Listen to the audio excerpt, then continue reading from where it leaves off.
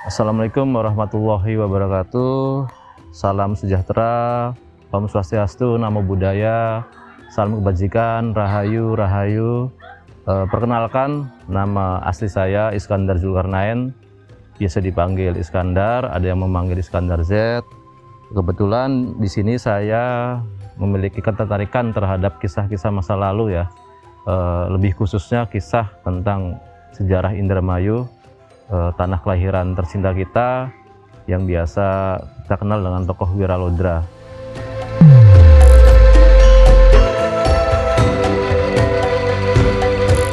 Baik, jadi mungkin masyarakat Indramayu secara umum telah familiar dengan kisah sejarah daerahnya, yaitu kisah tentang tokoh Wiralodra yang kita sama-sama sering mendengar dan membaca bahwa Wiralodra dikisahkan adalah tokoh yang berasal dari wilayah Bagelen yang saat ini berada di Provinsi Jawa Tengah ya, Kabupaten Purworejo, di mana beliau dituliskan dalam kisah tersebut rajin bertafakur atau bertirakat atau juga disebut bertapa ya kalau orang sekarang, atau meditasi.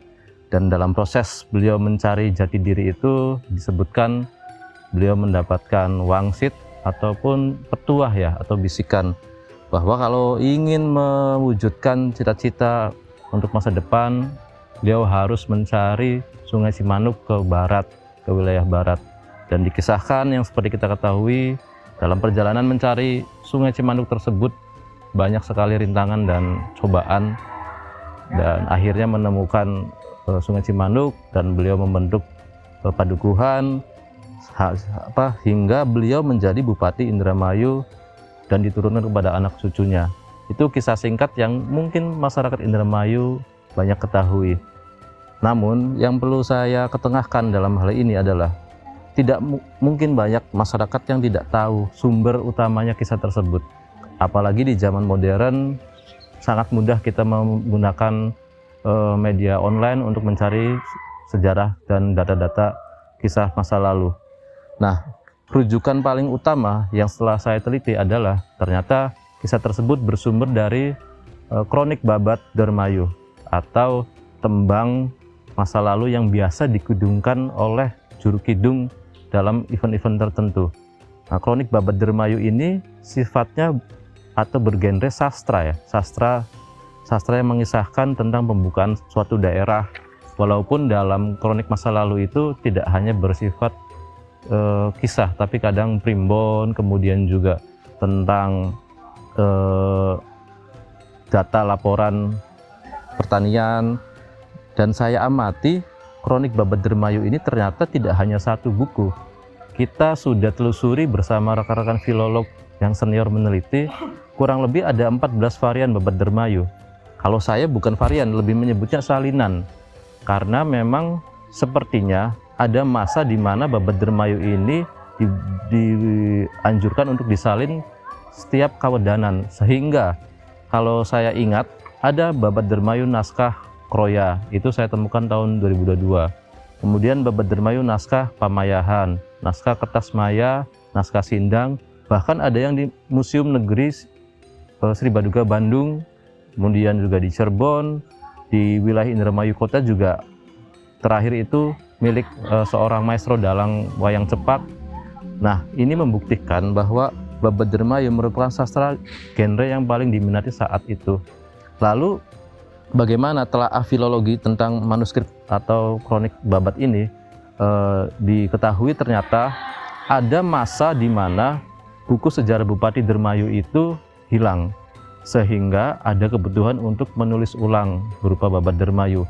Itu kita temukan informasi ini pada naskah Babat Dermayu yang dimiliki Museum Sri Baduga Bandung. Di bagian awal itu dituliskan bahwa seorang yang bernama Ki Kartadiprana prihatin karena buku sejarah Bupati hilang di tahun 1900 Masehi.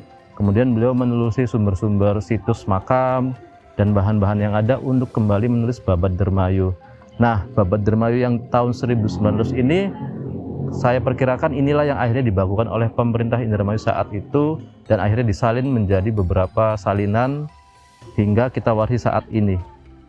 Sehingga dalam Babat Dermayu yang kita warisi sekarang ini masih bisa kita kritisi karena dia masih bersifat salinan muda ya. Kita tidak menemukan Babat Dermayu di tahun 1700 atau di 1600, bahkan di tahun 1500. Kemudian sumber yang kedua, kisah Wiralodra ini ada juga dalam Babat Wiralodra yang material bahannya itu dituliskan di daun tal, atau masyarakat Jawa umumnya mengatakannya rontal lontar. Dan satu lagi dalam media kulit binatang yang diyakini kulit rusa atau menjangan bahasa Indramayunya, yang dimana dua bahan ini, lontar dan kulit menjangan, menjadi bahan rujukan utama dalam penelitian tim sejarah Indramayu tahun 1977, di mana pada saat itu dengan segala keterbatasan tenaga filologi, akses arsip, akses pemahaman tentang metodologi sejarah, tim meyakini bahwa lontar tersebut berasal dari abad 16. Jadi informasi di dalamnya diyakini benar dan lebih tua daripada Babat Dermayu yang berbentuk tembang tadi yang sangat banyak salinannya, sehingga menimbulkan kesimpulan tokoh Wiralodra ini, isi keterangan dalam rontalnya ya, diyakini adalah gelar lain dari tokoh Prabu Indrawijaya, bawahan Raja Galuh Prabu Cakraningrat.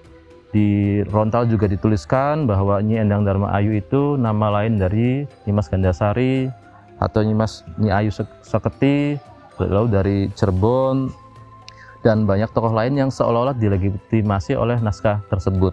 Nah, kesimpulan itu yang kita warisi hingga saat ini secara resmi oleh Pemda Indramayu. Namun saya pengen ketengahkan, sebenarnya pada saat itu juga tim memiliki keraguan karena dalam Babat Dermayu berbentuk kronik tembang atau sastra, tokoh Wiralodra digambarkan hidup seolah-olah di dalam dua zaman, dua periode. Di bagian awal beliau seolah-olah bertemu dengan Wali Songo, Sunan Gunung Jati, Pangeran Arya Kuningan, terjadi keributan di mana settingnya sekitar tahun 1520-an. Tapi di bagian akhir masih mengisahkan Wiralodra I, beliau bertemu dengan para tokoh-tokoh yang hidup di era VOC, dan sudah dituliskan juga ada serdadu Belanda. Selanjutnya ada juga dituliskan dalam periode yang sama, Wiralodra ditulis bahwa Sinuhun Mataram sangat menyayangi beliau sebagai senopatinya.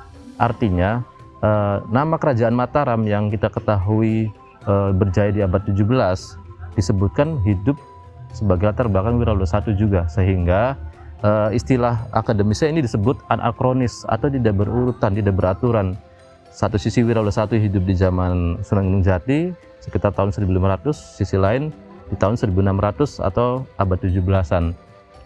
Namun tim saat itu karena meyakini lontar ini lontar tua abad 16, sehingga menggunakan kesimpulan Wiralodra adalah tokoh sejaman Demak atau Cirebon.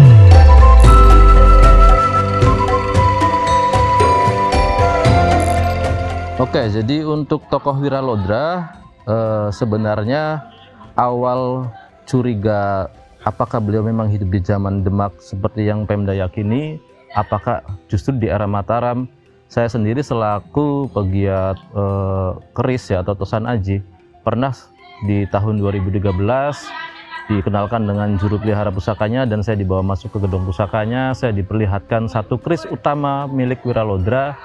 Di saat itu saya ketika melihat bilah kerisnya sebenarnya kaget, karena dalam perspektif kami insan perkerisan memiliki namanya parameter untuk menilai bilah ini di era apa, di zaman apa. Nah, kebetulan pusaka utama Wiralodra itu saya nilai saat itu, loh ini langgamnya sangat bergaya Mataram abad 17. Sehingga saat itu kami berpikir apakah kemungkinan teori Wiralodra era Mataram ini lebih mendekati kebenaran. Nah, setelah itu kami menelusuri lagi kepada senior. Kita juga baru tahu informasi dari naskah Wangsakerta. Naskah Wangsakerta ini meskipun kontroversial ya, tidak diyakini dibuat di abad 17 atau sejaman Wangsakerta hidup, tapi informasinya lumayan menarik karena disebutkan Wiralodra adalah pasukan dari Bagelen yang tidak kembali ke Mataram karena diberi tugas untuk menjaga perbatasan Mataram di Cimanuk, dan lama-kelamaan beliau menjadi Bupati Indramayu, sehingga wah ini setting Wiralodra I sejaman Mataram ketika menyerang VOC di Batavia tahun 1628-1629 atau kita simpulkan abad 17. Selanjutnya penelusuran kembali, rekan kami seorang filolog otodidak almarhum Kitarka dan Kang Mukhtar Zainuddin juga menemukan sebuah naskah yang menarik, yaitu berjudul Babat Bagelen di Perpusnas Jakarta di sela-sela kegiatan beliau meneliti naskah. Nah, naskah Babat Bagelen ini ketika disalin terungkaplah ada nama Wiralodra. Namun Wiralodra di sini ketika posisinya masih ada di Bagelen, belum ada di Indramayu. Nah, Babat Bagelen ini salinan aksara Latin ya, walaupun masih mengikuti kaidah tembang macapat. Kemudian alhamdulillah kami juga menemukan Babat Banyu Urip yang masih menggunakan aksara carakan Jawa ya, jadi masih hana caraka. Dan isinya mirip, mengisahkan juga tentang Wiralodra. Di Babat Bagelen dan Babat Banyu Urip ini kita baru akan tahu nama kecil beliau.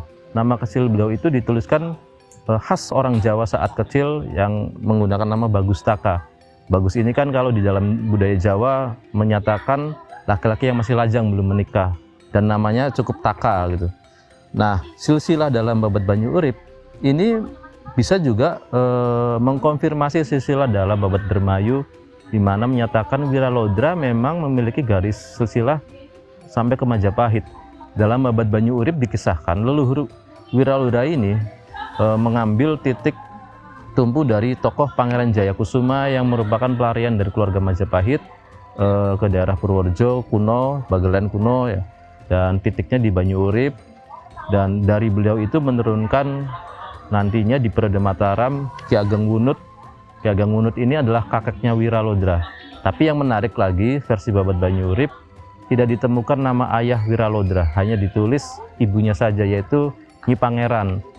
Jika dari namanya ditelisik, kemungkinan ibu Wiralodra ini seorang bangsawan atau suaminya seorang pangeran dari Mataram yang mungkin tidak perlu atau tidak layak dicantumkan dalam babat, dirahasiakan, entah untuk alasan apa. Kemudian dikisahkan Bagustaka ini memiliki adik yang disebut Bagus Singa. Nah, karena kakeknya Kiai Wunut ini memiliki koneksi dengan Tumenggung Singaranu, seorang patih Mataram saat itu, Wiralodra dan adiknya Bagus Singa diikutkan magang di Kepatihan Mataram. Dituliskan juga beliau magang di gudang persenjataan Mataram. Dan pada saat sesuatu momen Sultan Agung atau Susuhunan Mataram saat itu menganugerahkan jabatan kepada Bagustaka dan Bagus Singa dengan jabatan mantri di Desa Andong yang mengurusi sekitar 800 cacah keluarga ya, petani, dan diberikan kepangkatan Tumenggung. Nah, kepangkatan ini yang memberi momen ada gelar Wiralodra. Jadi beliau dituliskan berpangkat Tumenggung Prawiralodra atau yang disingkat dengan Wiralodra. Kemudian juga Tumenggung Wiralodra dan adiknya ini ternyata dilibatkan oleh Raja Mataram untuk ikut ekspedisi penaklukan VOC di Batavia. Dalam versi Babat Banyu Urip dituliskan beliau jabatnya sebagai kepala angkatan laut. Jadi beliau ikut ke dalam kapal perang Mataram di bawah komando Pangeran Purbaya. Namun dalam kisah akhirnya ketika Mataram tidak berhasil menundukkan Batavia atau VOC, Wiralodra dituliskan tidak ingin kembali ke kuta Raja Mataram. Beliau lebih baik ditinggalkan di karang atau di tanah pesisir. Saya konfirmasi ke Paguyuban Putra Wayah Banyu Urip atau PAWAP yang sudah berdiri sejak Indonesia belum merdeka. Mereka memiliki catatan untuk anak cucunya. Di situ dituliskan bahwa Tumenggung Wiralodra ketika tidak kembali ke Mataram dan dia ke tanah pesisir mengganti namanya menjadi Ki Singalodra. Nah, ini yang tertulis dalam Babat Dermayu seolah-olah ayah dari Wiralodra. Dan memang dituliskan dalam buku PAWAP itu Wiralodra ke Indramayu untuk berdagang. Jadi ini sangat menarik. Kemudian juga saya menemukan hal menarik. Babat Banyu Urip menulis nama-nama pusaka ketika Wiralodra hendak berpisah dengan adiknya. Karena Wiralodra ingin ke tanah pesisir, sedangkan adiknya diperintahkan untuk terus mengabdi ke Mataram. Wiralodra meminta hanya 2 keris. Nah, di antara nama-nama keris ini, ternyata kami konfirmasi dan teliti ada di Indramayu, yaitu keris Kiai Bangkelung dan keris Kiai Pelus. Buktinya adalah di dokumen tahun 1977 nama Kiai Bengelung telah disebut di Cirebon oleh keluarganya yang dipinjam Pemda Indramayu. Sehingga ini menarik karena Babat Banyurip tidak memiliki koneksi dan hubungan dengan Babat Dermayu dan Trah, tapi memiliki penyebutan nama pusaka yang sama.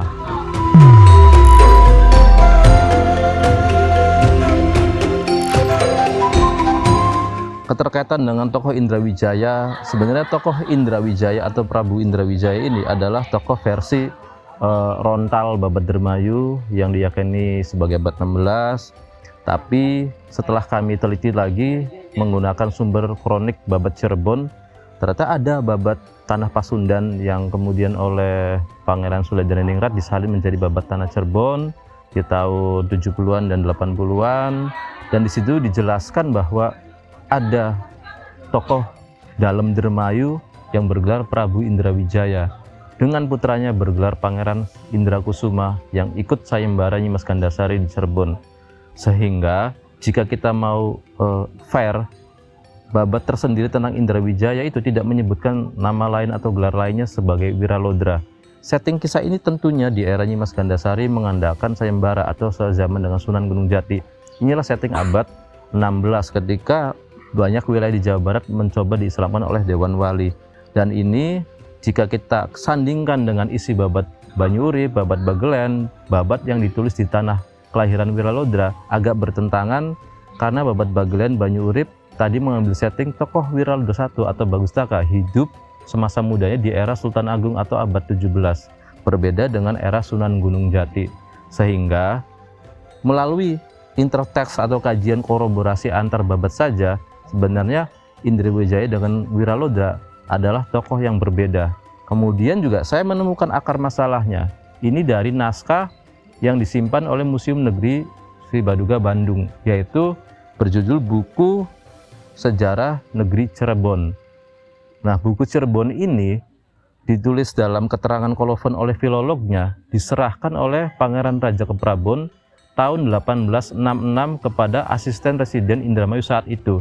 Jadi mungkin asisten residen Indramayu yang saat itu baru menjabat di Indramayu ingin mengetahui sejarah tanah kekuasaannya, sehingga dia meminta pustaka atau literatur kepada Keprabonan Cirebon yang memang terkenal sebagai sumber literatur saat itu. Dan buku itu diserahkan. Karena buku ini berkisah tentang pengislaman Wali Songo terhadap salah satunya wilayah Indramayu, dan di dalamnya dituliskan tokoh Dermayu itu disebut dalam Dermayu, sehingga mungkin oleh tim-tim tahun 77 dianggap inilah sebenarnya Wiralodra yang diislamkan oleh Cirebon. Kemudian juga mungkin asumsi tahun 1800 ini yang dibawa terus oleh Pujangga di tahun 1900 ketika hendak menuliskan Babat Dermayu yang versi baru karena buku sejarah Bupati hilang. Sehingga tokoh dalam Dermayu yang diislamkan oleh Pangeran Kuningan, Sunan Gunung Jati itu dianggap sebagai Wiralodra. Padahal dalam buku Tanah Negeri Cirebon tahun 1866 tidak ada sama sekali penyebutan nama dari dalam Dermayu. Kalau di buku Pangeran Suledreningrat dituliskan beliau bergelar Indrawijaya, kalau dalam buku Negeri Cirebon ini masih polos disebut dalam Dermayu. Dan yang menariknya, jika kita ingat-ingat lagi kisah tentang Kijang Emas yang mengacaukan pasukan Kuningan, itu memang babon kisahnya dari buku Tanah Negeri Cirebon ini.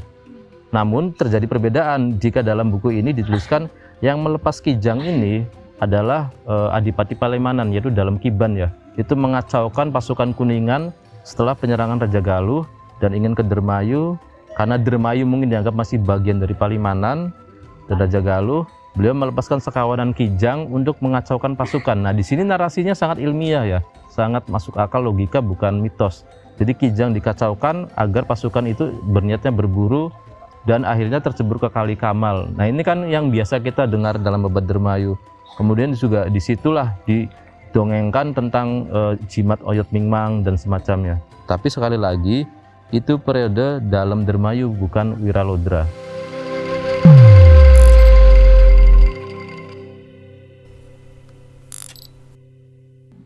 Ya, setelah kita banyak membahas tentang kajian sumber-sumber babat, manuskrip, kronik ya, yang jika diteliti dari sisi bahasa, kemudian juga kandungan, itu para filolog meyakini bahwa ini bukan babat-babat yang sangat tua, tapi salinan baru sehingga dalam metodologi sejarah itu masuk dalam klasifikasi sumber sekunder. Maka yang menjadi PR kita adalah untuk tokoh Wiralodra harus mencari sumber primer. Primer adalah catatan atau peristiwa yang dibukukan ketika tokoh tersebut masih hidup, itu disebut sumber primer, dan nilai rankingnya lebih tinggi daripada sumber sekunder, di mana sumber sekunder adalah catatan yang dibuat setelah periode tokoh tersebut hidup. Nah, penelusuran ini kita sebenarnya mendapat petunjuk dari buku tahun 77, sudah dikutip dalam buku tahun 77, yaitu adalah Dagregister VOC periode abad 17. Hanya saja mungkin tahun 77 tim lebih cenderung menilai lontar lah yang lebih kuno daripada sumber asing ini. Kemudian saya mencoba meng-cross-check mencari manuskrip atau arsip aslinya ya, kertas aslinya. Kita temukan di ANRI Jakarta, yaitu catatan harian di periode pemerintahan tinggi VOC sekitar tahun 1624 hingga tahun 1700 akhir. Nah, ternyata ada banyak nama Dermayu tercatat dalam catatan harian atau yang dalam buku aslinya disebut Dagregister. Dalam Dagregister itu nama Wiralodra saja tercatat di Dagregister 1663, 1678, 1681, 1682 hingga 1705. Itu gelar Wiralodra tercatat. Ini yang menarik. Ternyata Wiralodra I yang kita yakini sebagai orang yang berasal dari tanah Bagelen, Banyu Urip, tercatat di Dagregister 1678 dan beliau berpangkat Kiai Ngabehi. Kiai Ngabehi ini adalah kepangkatan khas Mataram untuk Bupati Pesisiran selain Kiai Temenggung. Nah, Wiralodra memang tersebut dalam arsip 1678 sebagai Bupati Indramayu. Kemudian yang paling menarik adalah arsip tahun 1681 ketika menuliskan beliau sudah sangat tua dan tidak bisa menjalankan tugasnya dan merekomendasikan kepada putranya. Namun putra di sini disebut Kentol Wirantaka ya. Jadi Kentol ini malah khas Bagelen yang saat ini kita ketahui wilayah Purworejo, mengindikasikan bahwa memang keluarga ini meskipun sudah bermukim di Indramayu berasal dari Bagelen. Jadi dari sisi arsip juga ada indikasi itu. Kemudian di tahun 1682 arsipnya menyatakan bahwa Wiralodra I telah wafat dan digantikan oleh putranya yang lain yang bergelar Wirapati yang kita kenal sebagai Wiralodra II versi Babat Dermayu, dan beliau berhak menyandang gelar ayahnya yaitu Kiai Ngabehi Wiralodra Bupati Indramayu. Itu singkatnya temuan tentang arsip yang dalam kajian filolog dan juga sejarah ini menjadi penguat bahwa Wiralodra sebagai tokoh historis, namun periodenya sekali lagi lebih cocok dibandingkan ke Babat Bagelen, Banyu Urip, Wangsakerta daripada ke lontar Babat Dermayu yang meyakini bahwa beliau adalah Indrawijaya abad 16. Jadi Wiralodra adalah tokoh yang hidup di abad 17. Kemudian lalu apa setting politik saat Wiralodra versi arsip? Ternyata setting politiknya juga agak rumit karena saat itu tahta Mataram ketika sudah menguasai wilayah Priangan dan sekitar Pantura hingga Karawang di zaman Sultan Agung mengalami kemunduran di zaman Sunan Amangkurat I. Ketika Sunan Amangkurat I mendapatkan perlawanan dari Pangeran Trunojoyo Madura yang mendapat sokongan dari pihak Kesultanan Banten. Kesultanan Banten ini adalah rival utama Kesultanan Mataram ya. Jadi istana Mataram dipleret jebol oleh pasukan Trunojoyo. Sunan Amangkurat I melarikan diri menuju barat, namun terlebih dahulu meninggal di Tegal. Sang putra mahkota atau Pangeran Adipati Anom kemudian menuju Jepara untuk meminta bantuan kepada Bupati Jepara bawahan Mataram dan akhirnya menuju loji VOC yang ada di Jepara, di mana maksud tujuan adalah meneruskan wasiat dari almarhum ayahnya Amangkurat I untuk meminta bantuan politik dan militer dan finansial kepada VOC saat itu. Sehingga dampak dari hubungan diplomatik ini ada perjanjian Jepara tahun 1677. Nah, salah satu poinnya adalah Mataram menyerahkan wilayah Priangan kepada VOC. Dampaknya adalah pasukan Mataram di wilayah Priangan ditarik mundur sehingga Kesultanan Banten mengincar tanah Priangan dan tanah-tanah di wilayah Indramayu, Karawang, Ciasem, hingga Pamanukan untuk diduduki, diambil alih, mumpung Mataram lemah. Nah, di sini ada sikap dari para Bupati Priangan yang mendua. ada yang lebih cenderung ke Kesultanan Banten, ada yang lebih cenderung menyerahkan keamanan dan tanahnya kepada VOC, yang VOC-nya sekarang sudah menjadi sekutu dari Mataram. Kemudian saya amati ternyata saat itu di tahun 1677 akhir, kemungkinan besar kota pelabuhan Indramayu telah diduduki pasukan Banten. Di arsip kami menemukan tokoh Kiai Arya Suradimarta yang merupakan kepala suku pendudukan Banten, kemudian juga ada Tumenggung Yuda Manggala, kemudian juga ada tokoh Lodra Antaka yang merupakan semua orang Banten. Dan yang menarik juga arsip tanggal 2 Juni 1678, di mana di situ menjelaskan bahwa ketika Wiralodra setelah kumpul di Jepara, mungkin memobilisasi kekuatan para bupati pesisir yang masih setia terhadap Amangkurat II. Kemudian Wiralodra bersama Cornelis Spilman yang saat itu menjabat sebagai Direktur Jenderal Perdagangan VOC kembali ke Batavia. Di sini Wiralodra dikenalkan dengan otoritas VOC sebagai Bupati Indramayu yang saat ini menjadi pelaksanaan tugas perjanjian antara rajanya dengan VOC. Dalam redaksi surat itu dituliskan bahwa Wiralodra telah kembali dari Batavia ke rumahnya di Indramayu. Kemudian juga pernyataan bahwa Wiralodra tetap menjadi Bupati Indramayu bagian daripada susunan Amangkurat seperti sebelumnya. Artinya memang sebelum adanya surat ini beliau memang sudah menjabat sebagai bupati. Dan ada perintah agar para komando atau kepala-kepala kampung di Indramayu tunduk terhadap Wiralodra yang saat ini juga diberikan tugas untuk mengatur jabatan Syah Bandar. Karena jabatan Syah Bandarnya saat itu dicurigai pernah dipengaruhi oleh pihak Sultan Banten ya. Jadi ada konflik di keluarga Wiralodra, yaitu kakaknya yang dalam arsip disebut Kiai Martapraya. Beliau lebih cenderung jabatan Syah Bandar diserahkan kepada pihak Banten. Dalam hal ini kemungkinan tokoh Waduaji yang tertulis dalam arsip. Namun pihak VOC dan Mataram memutuskan bahwa Syah Bandar Indramayu tetap dipegang oleh Syah Bandar sebelumnya yang merupakan orang berkebangsaan Tionghoa, yaitu Wangsa Perdana. Nah, di situ dijelaskan bahwa memang setelah keputusan ini bahwa Indramayu tetap di bawah Mataram dan Wiralodra sebagai pemimpinnya setia terhadap Mataram, tokoh Waduaji yang tadinya menjabat sebagai lurah Indramayu kemudian melarikan diri ke Banten. Ini mengindikasikan saat itu kondisi sedang tidak stabil. Ada beberapa desa yang diduduki oleh Laskar Banten, ada beberapa desa utama Indramayu yang masih dipegang oleh Wiralodra dan pasukan sekutunya. Itu secara singkat arsip menyatakan seperti itu, dan aneksasi pihak Banten ini baru selesai di tahun 1682 ketika Wiralodra I telah wafat. Pemerintahan Indramayu, Mataram hingga Kerawang baru mulai stabil ketika memang sudah banyak perjanjian-perjanjian dengan VOC.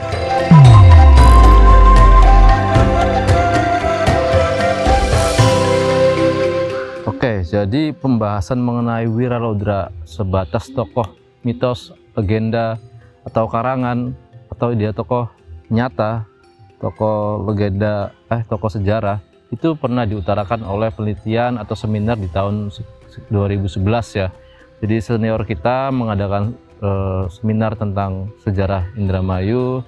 Kesimpulannya saat itu memang masih menyatakan Wiralodra ini baru sebatas tokoh dalam babat atau tokoh legenda, karena belum ditemukan bukti-bukti dukung lainnya, yaitu sumber primer tentang Wiralodra.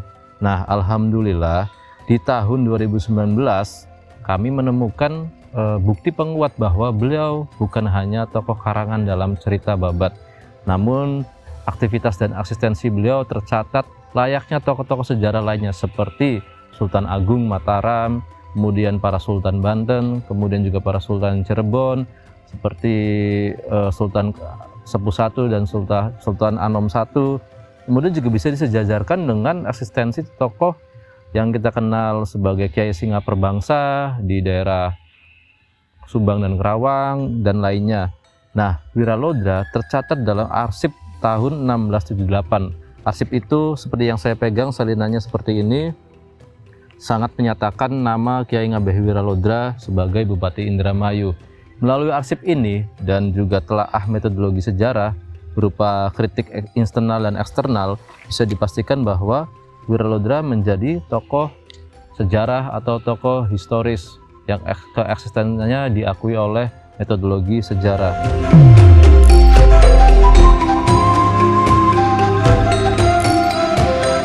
Ya, yang menarik adalah mungkin asumsi zaman dahulu kenapa Wiralodra sangat menonjol dan menjadi satu-satunya pusat ikon sejarah Indramayu, dikarenakan ada Babat Dermayu yang settingnya memang Wiralodra gitu kan.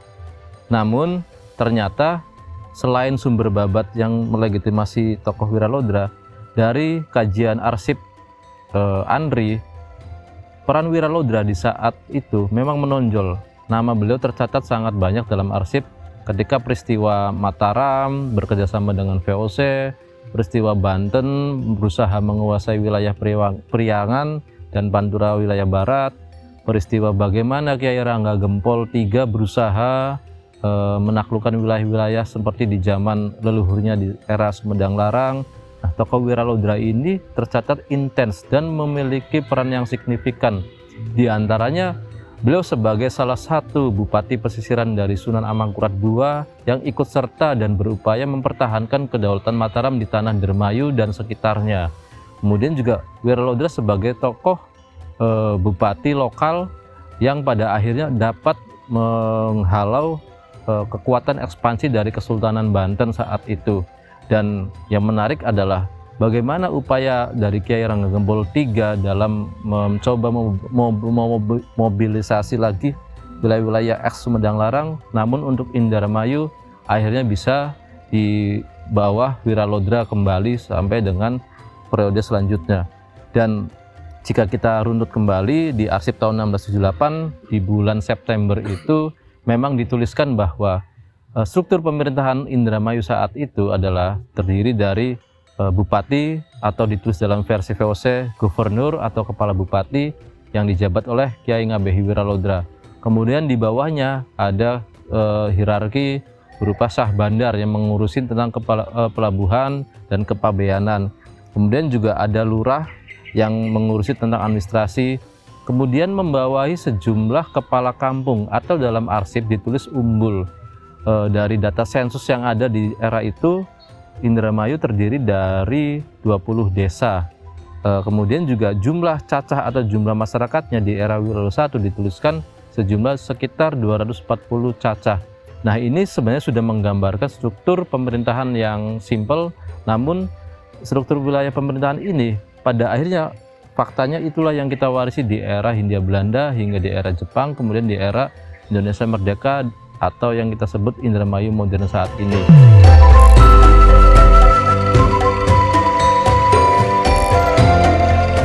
Ya, jadi prinsip kerja sejarah adalah berdasarkan data faktual ya atau data primer ya. Selama nama tokoh-tokoh tersebut kita tidak menemukan sumber primer atau catatan sejaman, memang resikonya belum bisa menaiki level sebagai tokoh historis atau tokoh nyata, baru sebatas level tokoh legenda atau pelengkap kisah. Seperti saya sebutkan, Nyi Endang Dharma Ayu menjadi tokoh sentral pendamping Wiralodra dalam sastra Babat Dermayu. Padahal secara bukti arsip kita tidak menemukan nama wanita Endang Dharma Ayu di arsip-arsip kolonial, padahal Wiralodra I sangat tercatat dan banyak. Nah, Endang Dharma Ayu ini kalau kita mau kaji secara filologis dalam Babat Dermayu, saya menemukan pola yang sama ya dari beberapa Babat Dermayu, sekitar 3 saya teliti. Itu kalau kita teliti dalam pupuh dan tembang-tembangnya, ada satu bagian pupuh tembang yang menuliskan bukan Nyi Endang Dharma Ayu, tapi Nyi Endang Ayu atau Nyi Endang Gelis, di mana dalam kronik Babat Cirebon beliau adalah istri dari Ki Kuwu atau Pangeran Cakrabuana Cirebon. Jadi sepertinya penulis Babat Dermayu melengkapi kisah Wiralodra di era Wali Songo ini dengan memasukkan unsur tokoh Nyi Endang Ayu atau Nyi Endang Gelis, seolah-olah itulah Nyi Endang Dharma Ayu. Bisa juga seperti itu, kesalahan penyaduran yang terus diteruskan oleh penyalinnya sehingga meninggalkan jejak. Kemungkinan ini adalah dari inspirasinya dari tokoh Nyi Endang Gelis. Kemudian juga ada semacam interpretasi ya. Saya menemukan di arsip kolonial itu menuliskan wilayah pemerintahan Wiralodra memang ditulis Indramayu of Sindang, terkadang juga Sindang of Indramayu. Jadi Sindang of Indramayu itu memang kawasan pemerintahan beliau. Sindang Dharmayu ini menjadi tanah legitimasi kekuasaan beliau yang kemungkinan dipersonifikasi oleh pujangga abad ke-20 menjadi sosok wanita, sehingga dituliskan bahwa Wiralodra seolah-olah mendapatkan restu dari Nyai Endang Dharma untuk daerahnya tolong dibuatkan nama sesuai nama beliau, kemudian dituliskan nama Dharmayu menjadi Indramayu. Nah, ini seolah-olah tanah kekuasaan dari Sindang dan desa Dharmayu menjadi legitimasi nama Nyi Endang Dharmayu yang akhirnya muncul dalam genre sastra, dan ini memuat pesan bahwa beliau memang secara sah menjadi penguasa Sindang Dharmayu. Kemudian perubahan nama Dharmayu menjadi Indramayu ini sebenarnya tidak sengaja dari kesalahan tulis dari para juru tulis VOC di era VOC. Saya menemukan catatan di zaman Wiralodra I pun ditulis dalam 1 tahun, terkadang tidak konsisten. Ada ditulis Dharmayu, kadang ditulis Indramayu, kadang ditulis Indramayu. Kebakuannya menjadi Indramayu baru dilakukan di era Hindia Belanda 1800-an menjadi Indramayu, dan kita mewarisi nama warisan dari era Hindia Belanda tersebut Indramayu. Kemudian tokoh lainnya seperti Ki Tinggil, kemudian juga Ki Sidum dan Wadu Haji, Niti Negara dalam Babad Dharmayu. Ada beberapa tokoh yang memang terkonfirmasi dalam arsip, yaitu tokoh Wadu Haji, tokoh Rangganiti Negara.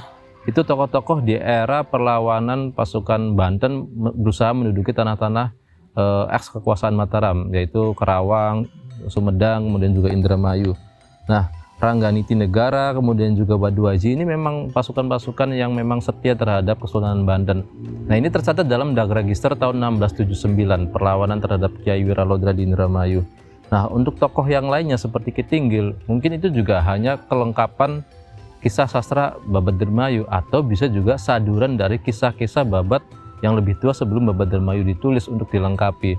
Kalau kita lihat polanya, unsur Pajajaran selalu dimasukkan dengan simbol Ki Sidum yang dalam literatur lain disebut sebagai punakawan Sri Baduga Maharaja atau Prabu Siliwangi. Itu legitimasi bahwa tanah Indramayu dulunya bekas wilayah Pajajaran. Ini terkonfirmasi melalui catatan Tompires bahwa tahun 1513 Masehi pelabuhan Cimanuk memang masih berada di kuasa kerajaan Sunda. Sehingga saya ingin menyampaikan dalam hal ini, tidak semua tokoh-tokoh dalam Babad dapat mudah dikonfirmasi apakah itu tokoh legenda atau sudah menjadi tokoh nyata. Prinsipnya seperti itu.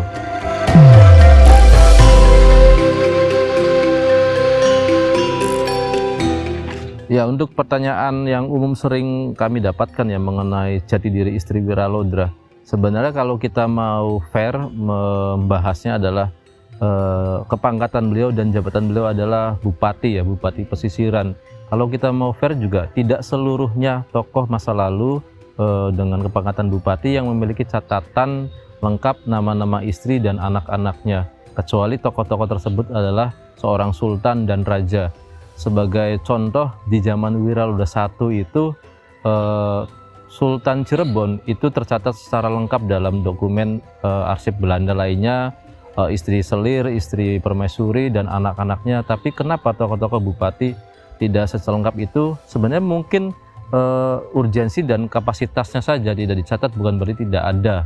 Gitu.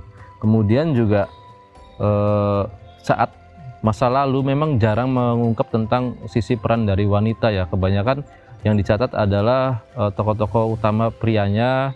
Kemudian dalam arsip pasti yang berhubungan dengan diplomasi dengan pemerintah VOC atau pemerintah Hindia Belanda. Sehingga memang banyak pejabat di era masa lalu adalah dari kaum laki-laki. Jadi sejauh ini tidak kita temukan nama istri beliau di dalam arsip. Namun bukan berarti tidak memiliki istri. Kalau dari arsip yang ada, sepertinya istrinya malah lebih dari satu. Sebagai contoh, saya contohkan di arsip Dagregister tahun 1681 Januari, Wiralodra I sudah menyatakan sudah tua dan tidak bisa melaksanakan tugasnya. Dia merekomendasikan ke putra sulungnya bernama Kentolo Wirantaka Tetapi di akhir tahun sekitar bulan September ada putra lain yang bernama Wirapati menghadap ke Batavia, dan di tahun 1682 yang menjadi Wiralodra II adalah Wirapati.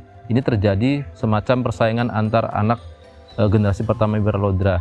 Kemudian di arsip tahun 1702 itu ada akta jabatan untuk Bupati Indramayu dengan nama Kentol Wirantaka atau Kiai Wirantaka. Ini tokoh yang tadinya disebutkan di tahun 1681. Jadi putra sulung yang awalnya direkomendasikan kemudian baru menjabat menjadi Bupati Indramayu di tahun 1702. Dan di tahun 1705 melalui arsip lagi dinyatakan beliau sudah meninggal, artinya memang menjabat sudah tua. Dan Wirapati juga sudah digantikan. Kemudian di 1705 itu Wirantaka digantikan oleh saudara lainnya yaitu Kiai Nestra menjadi Wiralodra III. Ini versi arsip. Artinya Wiralodra I kemudian turun ke Wiralodra II, III, IV ini masih satu generasi antara adik dan kakak. Kemungkinan ini terjadi persaingan karena berbeda ibu. Walaupun selevel bupati saat masa lalu memiliki istri lebih dari satu sudah menjadikan hal yang wajar ya. Kalau kita telah dari gelar putra sulung Wiralodra versi arsip yang menggunakan gelar Kentol, kemungkinan beliau dilahirkan memang sejak dari tanah Bagelen, karena Kentol ini kalau dari tanah Bagelen dianggap sebagai gelar jawara, dan ini juga dipakai di era kebantenan ya, Kesultanan Banten. Ini cuma analisa apakah mungkin Wirapati yang menaik menjadi Wiralodra II adalah lahir dari istri Wiralodra yang ketika sudah menjadi bupati di Indramayu atau sudah ada di Indramayu. Bisa jadi seperti itu. Ini hanya interpretasi berdasarkan informasi arsip yang terbatas, tapi bisa dipastikan beliau memiliki istri karena memiliki keturunan dan dibuktikan dalam arsip, dalam babat dan silsilah Trah Wiralodra yang pernah kami teliti.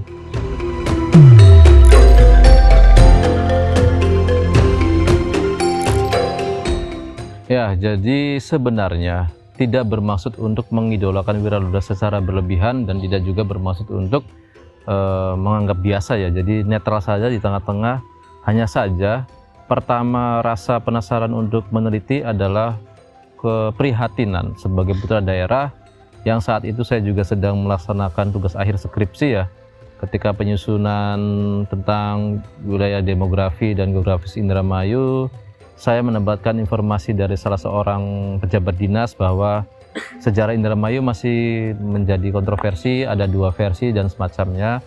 Hal ini mengindikasikan penelitian belum selesai, dan saya buka bukunya pun dalam kalimat pengantar tim peneliti tahun 1977 dinyatakan buku ini memang diadakan untuk memenuhi tuntutan provinsi agar kita punya sejarah jika suatu saat di masa depan menemukan bukti yang baru dapat disempurnakan. Artinya memang masih ada keterbatasan dan membuka peluang untuk diteliti ulang. Hanya saja saat itu sebagai mahasiswa yang tidak ada urusannya dengan sejarah, kita juga tidak bisa mencari link untuk bertanya lebih jauh gitu, karena keterbatasan informasi. Akhirnya saya iseng-iseng saja memenuhi rasa penasaran diri sendiri, karena saya penggemar sejarah kerajaan ya dari zaman dulu. Masa daerah sendiri kok tidak selesai, tidak maksimal. Kita mencoba mengupayakan bertanya-tanya terhadap literatur wilayah lain yang sudah matang. Awalnya seperti itu, tanpa disengaja dalam prosesnya terjun di dunia kebudayaan dan sejarah, saya bertemu banyak rekan-rekan filolog Indramayu yang otodidak. Sebut saja almarhum Kitarka dari Jasa Cekedung, kemudian juga Mas Nur Hatta yang sempat ambil S2 di UI, dan lain-lainnya, sehingga mereka memiliki perbendaharaan manuskrip dan naskah kuno yang melimpah, sama saja dengan rekan-rekan dari Cirebon. Nah, dari pembacaan itu sering saya mendapatkan laporan naskah Babat Indramayu varian lainnya, naskah Babat Indramayu variannya. Nah, dari interaksi itulah sebenarnya tidak sengaja juga kami mengumpulkan menginventaris data-data Wiralodra, termasuk pada akhirnya menemukan Babat Bagelen, sumber manuskrip dari luar Indramayu. Kemudian juga pemahaman tentang kemungkinan adanya arsip tentang Wiralodra di Anri. Pada saat itu rekan-rekan Indramayu sebenarnya sudah tidak meyakini bahwa ada arsip tentang Indramayu di Indonesia. Mereka lebih yakin kemungkinan besar ada tapi di Den Haag, Belanda, sehingga menyulitkan langkah-langkah penelitian karena harus mendapatkan sokongan dana yang tidak sedikit. Nah, karena rasa penasaran, mencoba bertanya, mencari link di Anri, ternyata memang ada. Jadi kalau bisa disebutkan sebenarnya tidak ambisius atau tidak termotivasi secara khusus ya, karena periode saya mengetahui bahwa sejarah Indramayu masih kontroversial itu sekitar tahun 2009, dan saya menemukan Babat Bagelen dengan teman-teman itu 2014. Artinya ada jarak. Itu menandakan kita bukan meliti yang ditarget gitu. Kita hanya santai, kita tetap membuka ruang diskusi, tetap bertanya, tetap memikirkan, sehingga waktulah yang menentukan perjumpaan-perjumpaan dengan sumber-sumber sejarah ini.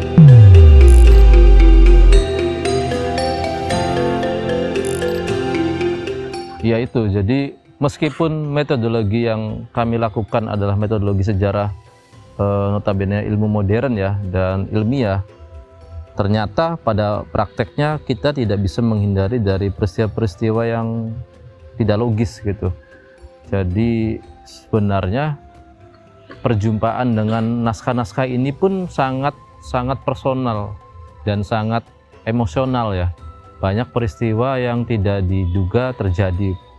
Kemudian juga mungkin saya bisa sebutkan satu peristiwa di mana ketika arsip kolonial ini baru dibuka, baru dipublish, saya publish dalam medsos, kemudian juga mencoba dibukukan.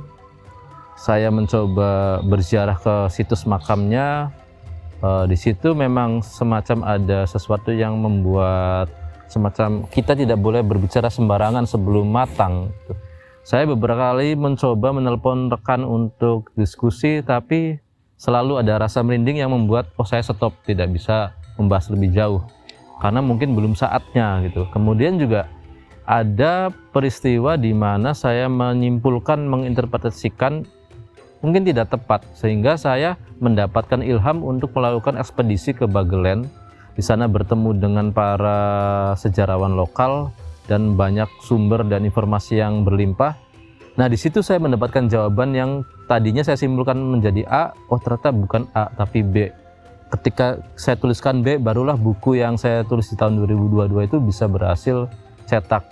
Nah, itu cuma hanya beberapa contoh yang saya rasakan bahwa ketika mengulas atau meneliti tokoh masa lalu yang kita bisa yakini sebagai tokoh real melalui arsip-arsip kolonial, itu tidak lepas dari pantauan spiritual ya, atau energi masa lalu ya.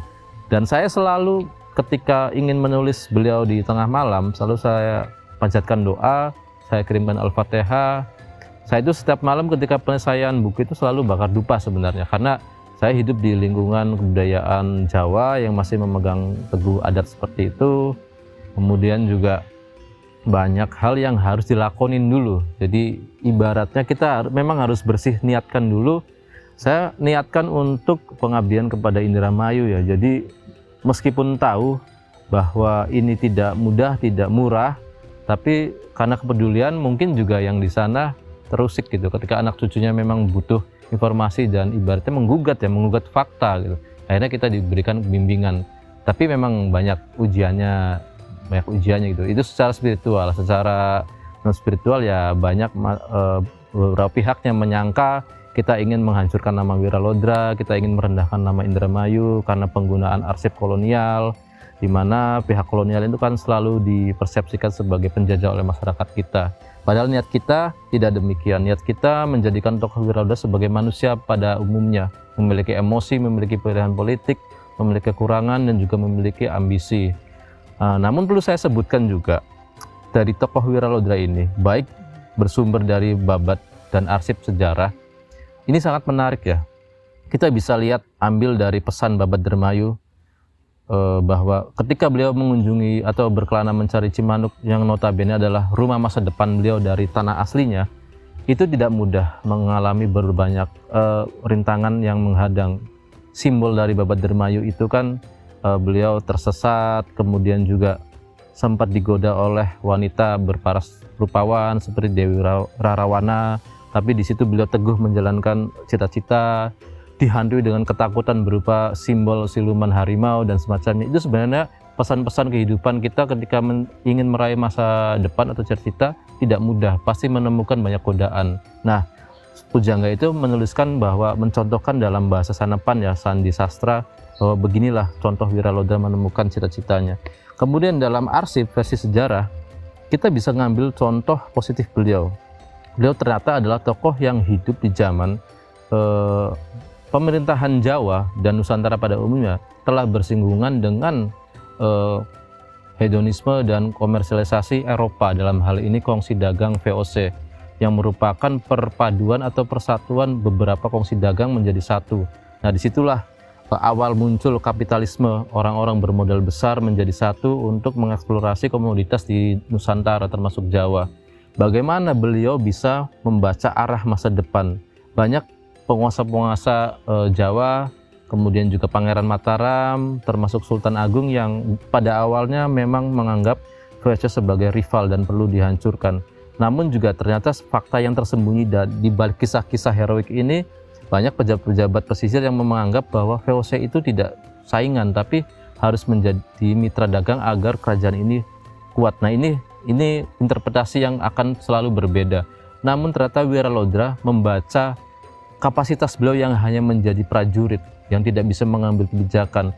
Beliau mengambil jalan tengah-tengah dengan berdiplomasi dengan para presiden atau pedagang-pedagang VOC ini, yang mengantarkan akhirnya kondisi di saat Mataram memang ternyata membutuhkan bantuan VOC, beliau masih setia dalam pemerintahan Mataram sehingga bisa naik menjadi Bupati Indramayu, dan beliau adalah Bupati Indramayu yang menurunkan gelar identik sampai dengan keturunannya. Ini dimulai juga dari Raja Amangkurat menjadi Amangkurat atau Amangkurat I, Amangkurat II, diselingi oleh Pakubuwono dan pecah menjadi Surakarta, Hamengkubuwono I, Pakubuwono I di Surakarta, dan yang tadi Yogyakarta.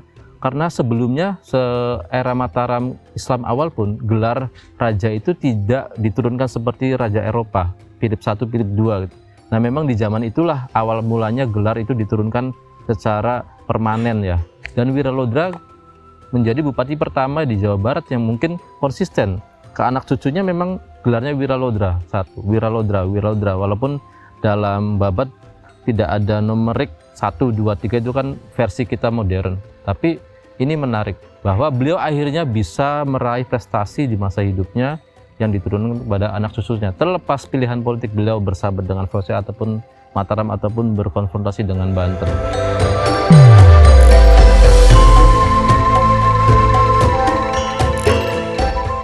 Untuk periode dinasti Wiralodra, struktur kepangkatan beliau adalah Kiai Ngabehi.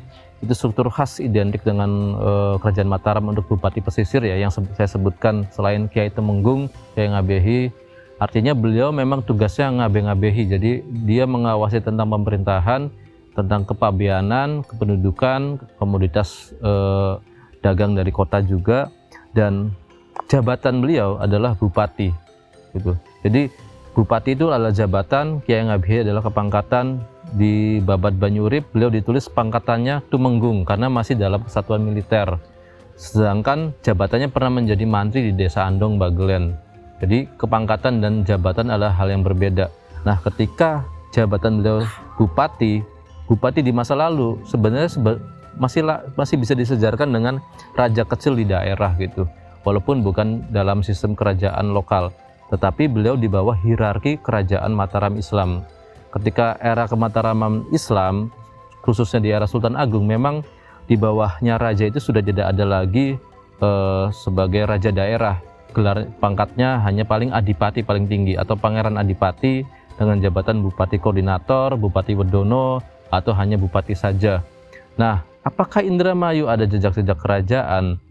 Sebenarnya di arsip era abad 16, khususnya ketika Portugis mengunjungi Jawa, yang saya baca di tahun 1513 Masehi, Tom Pires mengunjungi Nusantara, khususnya Jawa, itu memang Cimanuk ini hanya dicatat sebagai salah satu pelabuhannya kerajaan Sunda yang berpusat ibu kota di Pakuan Pajajaran yang saat ini di Bogor, yang membawahi saat itu hanya tersisa 6 pelabuhan kota. Jadi kita harus berpikir, tidak harus daerah yang kita tempati adalah suatu kerajaan. Bisa jadi daerah kita ini dulunya adalah bagian utaranya dari suatu kerajaan. Seperti kalau kita sekarang Indonesia merdeka modern ini, ibu kotanya di DKI Jakarta dengan istana negara, istana pusat pemerintahannya, dia juga memiliki pelabuhan Tanjung Priok, kemudian juga pelabuhan Ancol dan semacamnya. Nah, mungkin Indramayu di masa lalu bagian daripada pelabuhan itu, karena faktanya di era Kerajaan Sunda saat Tom Pires berkunjung, itu kepala Syah Bandar Indramayu hanya berpangkat kapten dan tidak disebutkan jabatan bupati atau jabatan Batara Ring atau Bre kalau di Jawa Timur ya, atau Prabu, tidak dituliskan Prabu, bahkan hanya ditulis Syah Bandar. Nah, jabatan Syah Bandar ini sudah menjadi umum, biasanya kalau di pesisir menjadi pengawas kota juga, dia sebagai Syah Bandar dan juga pengelola kota pelabuhannya. Nah, baru muncul lagi di era Wiraloda secara arsip ya, bahwa ada jabatan struktur di atas Syah Bandar, yaitu kebupatian, yaitu Wiralodra. Kita belum menemukan catatan sejaman siapa sebelum Wiralodra yang menjadi Bupati Indramayu. Namun sudah ada petunjuk bahwa periode sebelum Wiralodra, pesisir ini memang dikelola oleh penguasa pesisir Mataram berganti-ganti. Biasanya tidak membawahi satu wilayah, seperti Ciasem, Pamonukan, dan Indramayu itu sebelum Wiralodra dikuasai oleh Temenggung Wangsaita. Jadi dia semacam pejabat untuk 3 kawasan. Nah, masing-masing kawasannya dikelola oleh Syah Bandar yang akhirnya ada jabatan juga setingkat bupati. Seperti itu.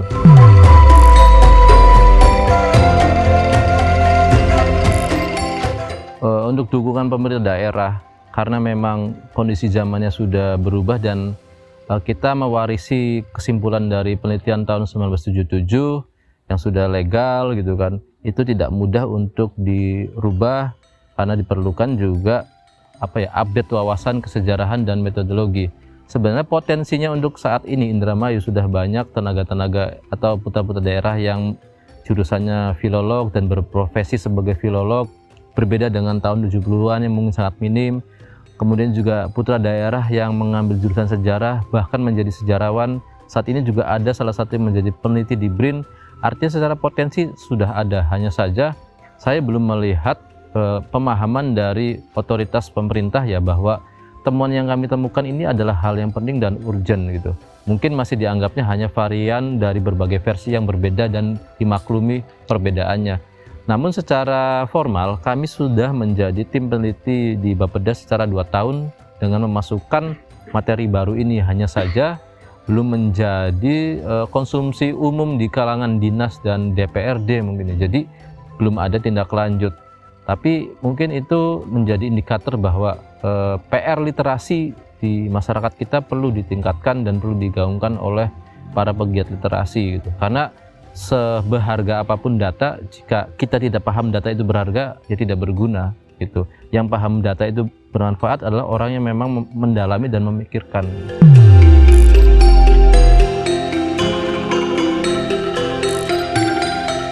Untuk akses dengan dan komunikasi dengan Trah Wiralodra saya sudah menjalin ketika saya masih menjadi kurator pameran Wiralodra di Pendopo ya. Jadi secara tidak langsung saya berkenalan satu persatu trahnya. Dari situ saya sering meminta silsilah dari beliau-beliau, kita diskusikan, termasuk saya juga selalu menembusi setiap ada data dukung yang terbaru, maupun manuskrip babat ataupun arsip. Banyak di antara mereka yang akhirnya terbuka dengan kajian modern, kajian ilmiah, namun ada beberapa juga yang tetap tidak bisa menerima karena versi terbaru ini kan sangat kontroversial ya, kaitannya dengan era kolonial.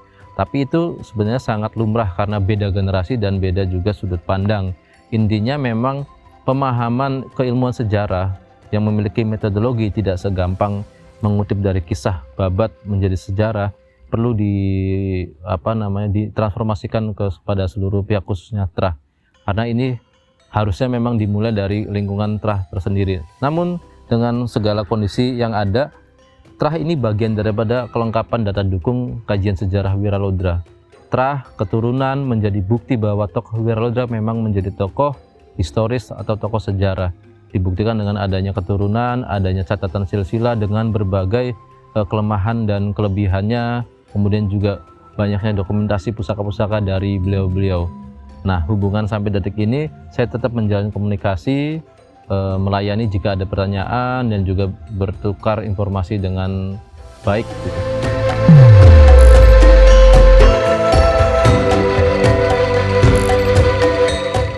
Ya, mungkin kesimpulan pertama adalah tokoh Wiralodra dari kajian kritis metodologi sejarah teridentifikasi di periode tahun 1670-an menjadi Bupati Indramayu ya.